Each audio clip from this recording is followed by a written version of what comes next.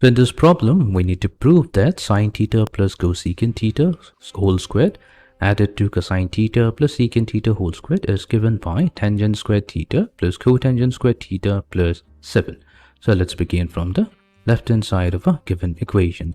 First, what we'll do, we'll expand sine theta plus cosecant theta whole squared, and this will be sine squared theta plus 2 times sine theta multiplied to cosecant theta plus cosecant squared theta plus, now we will expand cosine theta plus secant theta whole squared, so that will give us cosine squared theta plus 2 times cosine theta multiplied to secant theta plus secant squared theta. This will now gives us sine squared theta plus 2 times, now sine theta times cosine theta, this value is 1.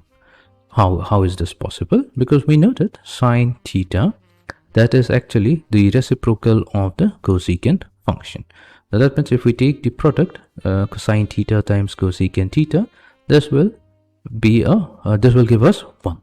So that's why sine theta times cosecant theta has a value of 1 plus cosecant squared theta plus cosine squared theta plus 2 times, now cosine theta times secant theta, this is also 1 because cosine theta, that's the reciprocal of the secant function. So that means cosine theta times secant theta, this value is equals to 1. So here we have to multiply to 1 plus secant squared theta. Fine. Now we have sine squared theta, so we're going to combine sine squared theta and cosine squared theta. So we have sine squared theta plus cosine squared theta plus we'll have cosecant squared theta plus secant squared theta, the last term, and we're going to add 2 and 2. This is going to give us a value 4. So sine squared theta plus cosine squared theta, this is a standard identity with a value equals to 1. So we have 1 plus cosecant squared theta plus secant squared theta plus 4. That gives us cosecant squared theta plus secant squared theta plus 5. Now we will use the identity that whenever sine squared theta plus cosine squared theta is equals to 1 and we divide each terms with sine squared theta, so we're going to get sine squared theta divided by sine squared theta plus cosine squared theta divided by sine squared theta equals to 1 over sine squared theta. So sine squared over sine squared theta, that's 1. Cosine over sine, this ratio is the cotangent function, so we're cotangent squared theta, and the reciprocal of the sine function is the cosecant function, so we're going to get cosecant squared theta.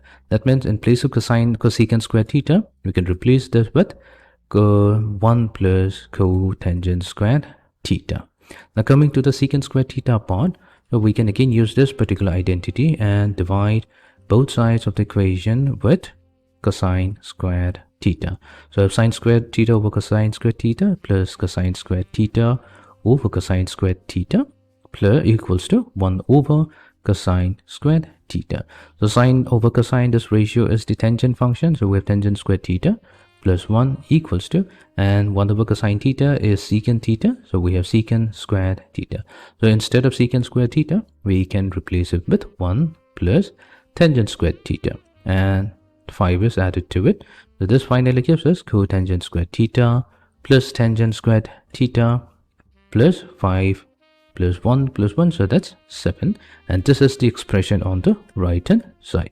So we successfully showed that left hand side is equals to right hand side, and therefore our equation is true, hence proved.